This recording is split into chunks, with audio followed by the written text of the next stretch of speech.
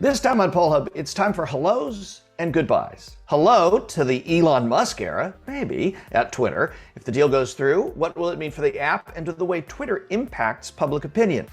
Then hello and goodbye to the college grads of 2022, goodbye to their college years, and hello to potentially decades of repaying debt. We're digging into student debt as the president nears a decision on forgiving some of it for some families. We'll look at what Americans think. Finally, a bittersweet goodbye to our student production team. Stick around, I guarantee tears will flow.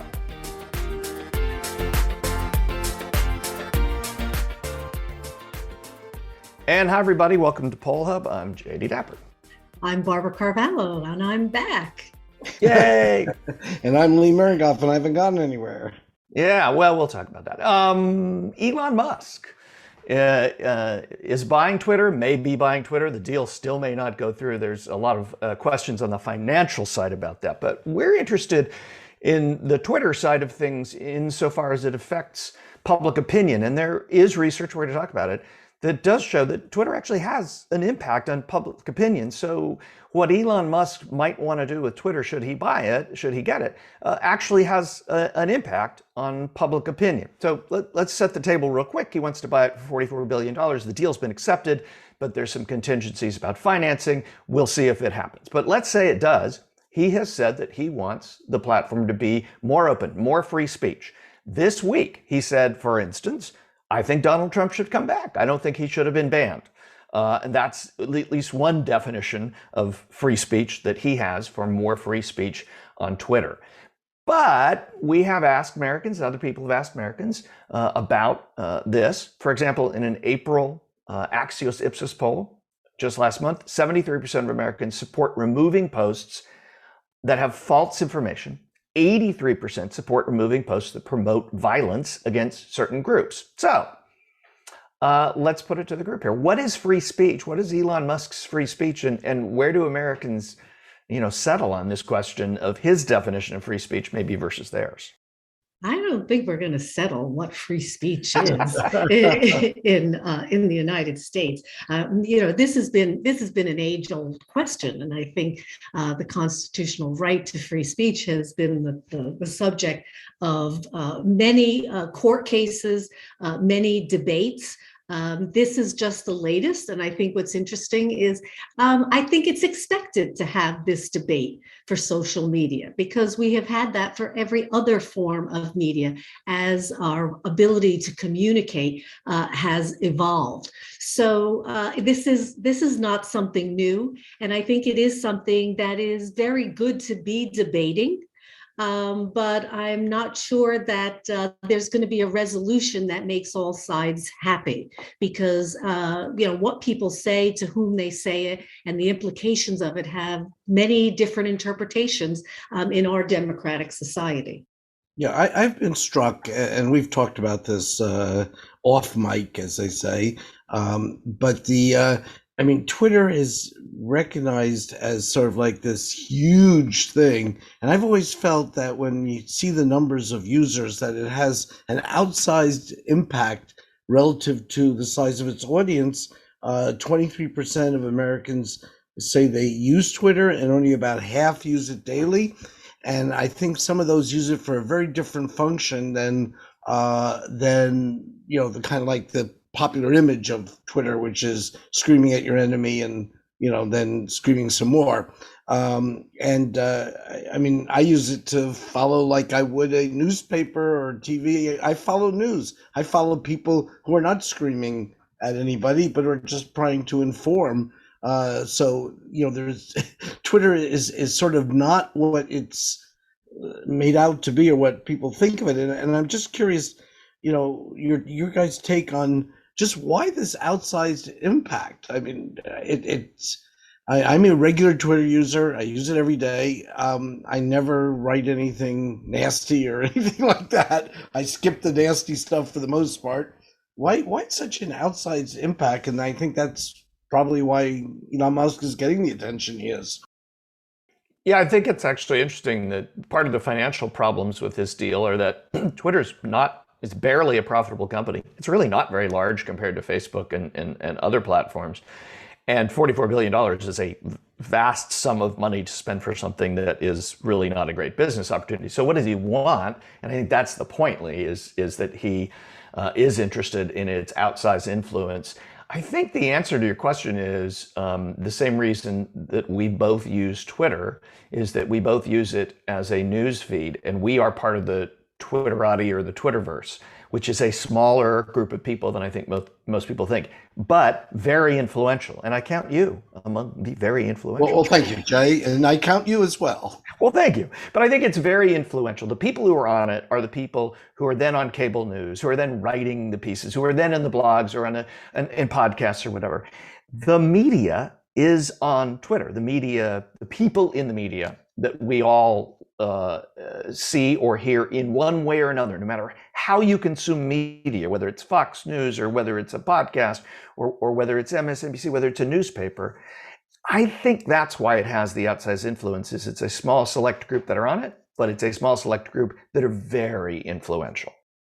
Right, and come from all walks of life as well, and they are influencers within those just different sectors and within those different professions. So when many of them speak, a lot of people then do listen. But I think what's interesting is that a lot of the arguments against having Twitter be such an open platform, which it is assumed that is what Musk wants to do with it and make it even more so, is there have been, some other studies. Our crack producing team has pointed to German researchers who studied two events in 2019, which looked at how public debate on social media influenced two different events in that country. One, the Saxon state elections, and also the violent riots in the city of Leipzig in 2019. And their conclusion was that there was an impact. But I'm not sure that that's a reason to then start banning these platforms. I can't help, it's a political scientist in me. Maybe it was too many history courses as an undergraduate, but I kind of remember, reading about, and maybe Lee, you can provide some, firsthand insight into this, but the distributing of, pamphlets, and during the Revolutionary War, to rally troops, to rally support. So I see this as our present day means of communication. And are there caveats? Are there extremes? Absolutely. We do have the idea in this country that you can't scream fire in a crowded movie theater. That's not free speech. So there are limitations, but finding that line, I think, is a really, really tough thing. Yeah, I think you were going to ask me to provide some prehistoric insight into this when you threw it back several hundred years. Yeah, I think it's important to note that the reason I think it's gets the attention, I think that's why Elon Musk's activity is seen as being also important, is because it is an opinion shaper, and it does tend to move the discussion towards the extremes because of the types of commentary that it attracts. As we've indicated, that isn't necessarily its only use, but it has become certainly one of the reasons it attracts the kind of attention that it does. And I think it's, if you want to follow interesting people who have interesting things to say, Twitter can be that vehicle also. If you want to be screaming and angry, well, there you go. You can use that as well. So. Before we move on, I just say one thing. There is this, I think we understand it, but I see a lot of people talking about free speech on private platforms as if it's enshrined in the Constitution. If you own the press, you get to say what you want. The New York Times can print whatever it wants. Twitter can allow whatever it wants, private company. And so I do think there's a really important distinction there, that if Elon Musk wants to open it up to anybody, he can do that. If he wants to shut it down to anybody but exactly the people he wants to allow on there, that's fine. It's not a free speech. It's not a First Amendment issue. It's a private company. And I think that's a really important distinction, that we don't conflate First Amendment rights for any of us to say what we want in public and the rights of companies, media companies, and that's what Twitter is, it's a media platform, to regulate the speech to the extent that they want to, because they own the platform. Okay, before we go, morning odds on whether Elon Musk does end up the owner. I think it's under 50%. Yes, I think it's under 30%. Barb? Yeah, I don't think it's happening. But then again, I didn't bet on the Kentucky Derby. And you don't own any Bitcoin, so yeah. Anyway. Yeah. Hey, Barb, what's your take, Barb? No, I think this moves forward, but then I would bet on a long shot. Oh, too bad you weren't part of the big money. But I didn't this time. But something that is not a long shot are the success of many college graduates that are going to be entering the workforce in just the next few weeks.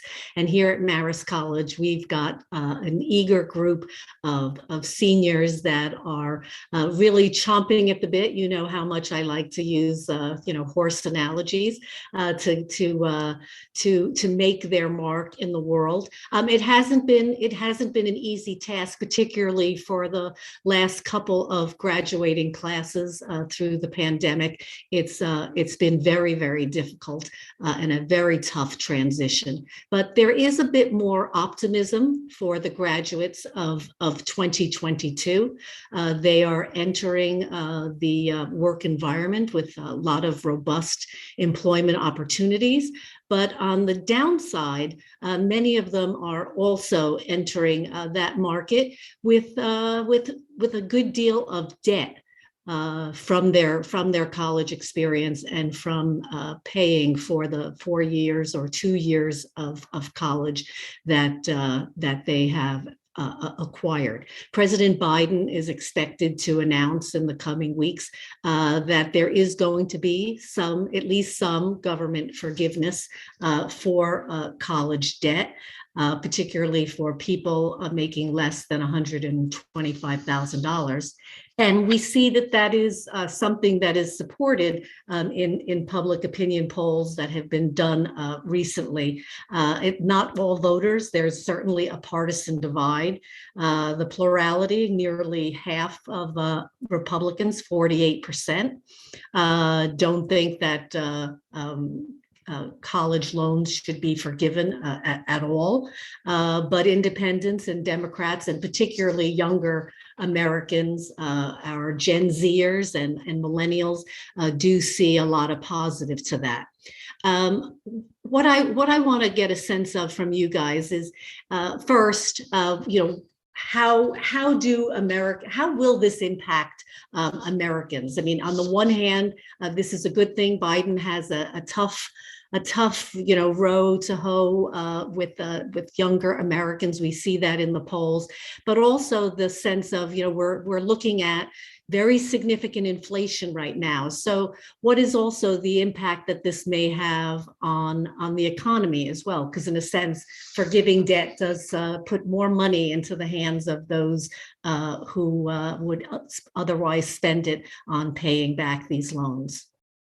Yeah, I would just say that, I think also it's should Biden go down this route, it does get into the argument of, I paid back my loans, why are we forgiving the debt of others? Because there was an age difference in the responses to whether people think this is a good idea or not, and the baby boomers thought were least likely to think this is a great idea, whereas younger people clearly saw this as a benefit to them. I would say on a personal note, when I took student loans, I mean, the one thing I regretted in life, kind of like counterintuitively, is I didn't take more, because I lived through college with very little extra income.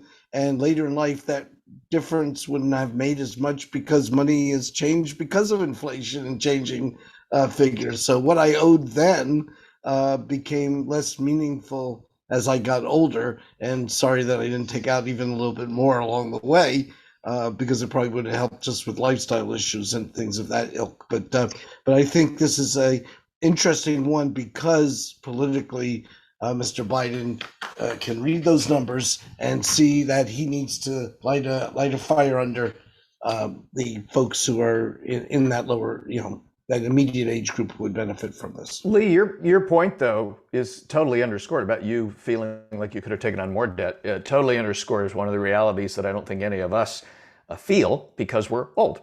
Or I'll speak for myself. I'm old. I went to a public school and tuition was, I think, $350 a quarter. And that's not a misprint. That's true. College costs have gone up according to, and there are different figures of this. So we pulled one. But college costs have gone up 169% according to a Georgetown report since 1980. Inflation has not gone up 169%. So costs are really high, and people are graduating with far more debt than we ever imagined. And then the other thing is the impact on the students. So there's a Gallup study from just last month that showed that 32% of bachelor students have considered withdrawing in the last 6 months. Now, some of that obviously has to do with COVID. Some of it is financial stress, though. 41% of students who are looking for a 2-year associate's degree have considered doing the same, and this is higher than in 2020. So it's more than just a political thing. The money is huge compared to what we faced. And there are real impacts on whether students continue to get educated. And that has an economic impact too. If they don't get their degrees, their earning power is going to shrink. So I think there's a lot to this that makes this more than just a simple calculation of just forgive all the debt and let's move on. Yeah, and to that point, I was just going to say real quickly that college is a very financially beneficial investment because throughout your life, your earning potential is very different with a BA and without. And that's not a endorsement of the place that pays my salary. I just think it's generally recognized that the numbers speak to that. But Barb, you were going to say something. Well, I was going to also mention that disclaimer. Obviously, we work at Marist College, with college being the operative word in that statement, and we work with, students, both traditional age college students and older students who are trying to get either a BA or an advanced degree to better their ability to earn a living. And if you do look at the data, it is quite stunning, and it is not anything that is really debatable. If you do get a bachelor's degree, and I say bachelor's because the difference between having a high school diploma and associate's degree does make some difference in your earning power, but the BA seems to be the key to higher earning potential. In fact, 2 out of 3 jobs on the market today actually require a college degree. So the data definitely shows that over time, there's a substantial amount of money and difference in earning potential to have that degree. Now, will that change over time when other companies like Google has tried to develop, coding boot camps to train people for specific jobs?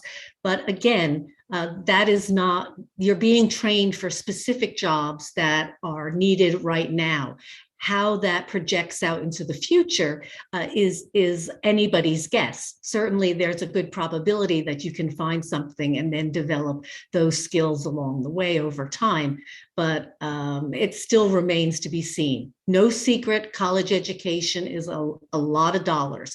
But as you mentioned, it is an investment, and the data does show that is something that it is likely to pay off. Now, how students pay that off is certainly another question. Yeah, we talked about how the incomes haven't risen commensurate with inflation, and that's a big deal. But we also should note that one way to address the loan issue is also that summer jobs and part-time jobs, minimum wage has also not kept up, and as a result, people are not making the kind of money in the off season that they did when I was in college, and therefore the loan need is even greater. So part of it we can address by just the income side of it and what students are able to garner. And we'll take up the implications on inflation and the economy at another time. So Lee, speaking of when you were in college, the fun fact is from 1938. Well, yes, and I'll tell you all about that. Well, it's a quick. We're going to do a very quick fun fact today because we have much more sentimentality to go, as you indicated. Yes, Yes. bestow on your Um, audience. but yeah, it helps if I turn to the right page of my notes. But in 1938, as you correctly identified, a study that's provided to us, as always, by the Roper Center Archives at Cornell University, which do you think has a better chance of earning a living today? 1938, a high school graduate who's had 4 years of experience, or a Man, man. man just out of college. And we always love when the language of questions reflects a culture that has long gone by. Well, thankfully has changed, and Yes. hopefully will continue And the progressing. national numbers, it's interesting because at that point, obviously, fewer people were getting a college education. Nonetheless, college education and high school student education, 4 years of experience, were almost identical in terms of public opinion. 33% thinking that a college education was better for potential learning, and 4 years experience through high school had 34%. Of course, 15% indicated it depends on a man, On the man, and yeah. the experience. And then 3% thought college men get breaks regardless of merit, which probably is one of the more truer statements in the data. That was only 3%. So anyway, the numbers in all this, I think, suggest a very different era. And as we talked about, certainly, college education right now, the numbers suggest far Well, out. I thought also there was some insight. 10% of Americans also said that the experienced man has a better earning potential at first, but the college man will have a better one later on. And so I think that I think that's a pretty interesting insight to also be a volunteered answer. So this was from 1930, and as you point out, Lee, there were lots of questions about men. The majority of college graduates today are women, two of whom have been helping to produce this podcast, or in some cases, actually just producing the podcast. We show up and talk for the better part of 2 years in the case of Ashley, and Athen's been with us a year. Both are leaving. Now, Athen, I will say, is coming back. She's disappearing for a year to do other stuff, including visit another country and study and all of that kind of stuff. So she'll be back in January. But Ashley, it's your swan song. This is your last podcast. How does it feel? It's really sad. I've always enjoyed doing the podcasts. I mean, one of the first conversations I really had with Mary about Mayor's poll stuff was like the podcast.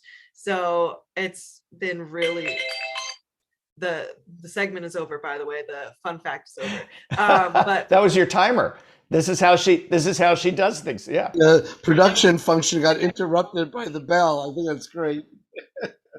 But I've really enjoyed it. It's been really interesting to kind of see the whole production side of it, be a part of it, and also like learn a lot about topics that are just really in the news when so much is oriented around like political theory for me and international relations. So it's really been so much fun to produce all of this. It's very sad. Yes, and we very much appreciate all your hard work, and it was wonderful to have you also on the podcast. I was not part of that one, but to have you actually interview someone who you had studied, so that was a pretty cool opportunity, and you did a great job. Thank you. That was so cool to actually like see the connection get made, and I was pulling up my notes from class, and it was just a really cool experience to kind of see everything kind of come together. But I want to point out though that your career goals don't necessarily take this specific skill and apply it.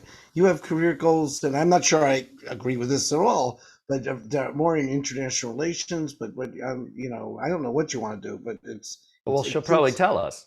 What do you want to do when you grow up? Oh, you've grown up. So I really want to focus on, I've kind of garnered a lot of interest on international law and human rights. And I really want to find a way to work on kind of advocating for that. So I'm taking a bit of time off because undergraduate is draining, and especially after COVID semesters and everything like that, I am pretty worn down. But after that, I plan to go to grad school, kind of still developing the path a little bit because I want to see a bit where life takes me. But I really want to be able to just work in some way with human rights. That's kind of where my passion lies. No, I'm not going to argue with that. We're going to let a few other people join in here, and then Athen, we're not going to exclude you. But Casey, you've been following and participating in this for the duration of Ashley's um, time with us. Thoughts?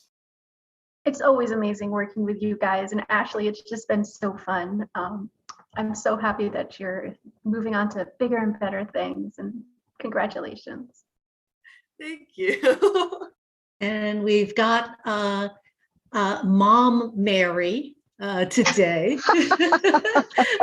And I say Mom Mary because where are you, Mary?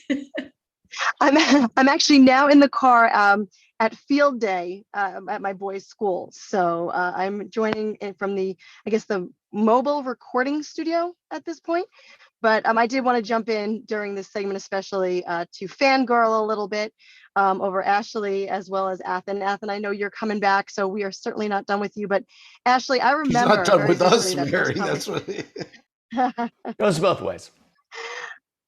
Ashley, I remember that first conversation we had about the podcast, and it has been such a privilege to watch you develop and grow into the professional that you are. I don't think I have the right to say this, but I am so proud of you, and I'm so proud of the work that you've done. I always hate the podcast at the end of the semester because I do get a little choked up and a little emotional, but I wish you nothing but the best. If you ever need anything from any of us, we are here for you, and just keep doing what you're doing because you're kicking butt. So keep at it. Well said. Well said. Applause, applause. Yeah, I want to get Athen in here also, though. But you're going to be a distance away, but I'm sure you're going to be listening weekly to the podcast from Italy. Yeah. Tell us what you're doing. I am going to be studying abroad on Marist Italy campus in Florence. Can we come and help you? Because I think, it would be good for us to come on a field trip. Can we visit? Maybe we can do an Italy episode. I was about to say, I think this just screams out for an Italy segment. I love it, Athen. Let's do it. Yeah, and Ashley wants to do international stuff. I think we can get you right over and join you. Okay, so here we go. Before we wrap up and get your final thoughts before you depart into other parts of life. All right, so of the four of us, Barbara, myself, Jay, and Mary. I'm not going to like this, am I? None of us are. No. This is bad. It's just going to bad. Okay, Lee, go ahead. Ashley, among the four of us, who follows your clock instructions the best? It's gotta be Mary the best because Mary is the one that's dealt with the pain. Up next is Jay because Jay will try and work the transition in the best. We'll get cut off sometimes, but you can hear him trying to start, and I very much appreciate that. Ashley, who's the worst? Who's the worst? I wonder who it is. I don't know his name actually. No, all right, that's an inside joke. Because we've been two-dimensional on Zoom a lot of this time period. When I see Ashley on campus, sometimes I have to wait to hear her talk before I get. I'm not very good with names and faces, so that becomes a problem. Okay, so the other guy. All right, now I got two more questions. Also, in your defense, Lee, and I rarely like to come to your defense, we have been masked indoors for many of those times as well. So it's not that you completely do not figure out who she is, but you have a limited amount of information. Now, I'm not going to ask which one amongst the four of us is the most informative because I think that gets a little too touchy, but I want to ask a couple other questions where I might have an advantage. Who's the funniest amongst the four of us? I'll have to give it to you, Lee. Athen, don't don't hang around. Oh, I'm gonna stay out of this one. And the last question is, who's the shortest of us? I think it's a tough one, but I think that also goes to you, Lee. Well, thank you very much. So Lee, I think you won this 2 out of 4. Congratulations. Yeah, and Ashley, I will say that we haven't had a student step up as far as you've stepped up to produce. Second place on that is Athen, but she's still got a year to set the record. But that's been a role that you have swallowed up along the way, and I know you do lots of other things in theater and this and that and that. So I'm not quite sure how you've expanded the clock. But lots of success to you down the road. And Athen gets the second last word, and then Ashley gets to close it out. So Athen, just anything observational you want to make at this point as you head off to distant lands. Well, I wish the best to Ashley, and I'm gonna miss working with you. I know we only got to work together first semester, but it was so fun, and I think it's definitely gonna be weird doing the rundown without you. And I'll miss everyone from Italy. And Ashley, you get the last word. I just want to thank you guys for everything. It has been so much fun to work here and like work on so many different projects in every single way. I've gotten to do so much stuff that just makes me so excited. And working with each and every one of you has just been such an honor. I've enjoyed doing the rundown with you too, Athen. I wish you the best in Italy. Have so much fun. And I will be tuning into the podcast every week. But just overall, thank you for everything. There you go. Congratulations. Yay. That'll do it for Poll Hub this week. Poll Hub is a production of the Marist Poll at Marist College in Poughkeepsie, New York. Mary Griffith is our executive producer. Casey Schaff is our production supervisor. The Poll Hub team includes Ashley Marcinek, Athen Hollis, and Emily Fry. If you enjoy Poll Hub, please consider leaving a review. Positive reviews help other listeners like you find us. If you'd like to learn more about polling and survey science, check out the Marist Poll Academy, our free online learning portal. If you have questions for us, tweet them directly to @MaristPoll. Remember, you can always tell your smart speaker to play Poll Hub, and with any luck, it'll cooperate. Finally, wherever you listen to Poll Hub, there is a subscribe button. Click it, and the latest episode will be ready for you in your podcasting app as soon as it's released. We'll see you next time.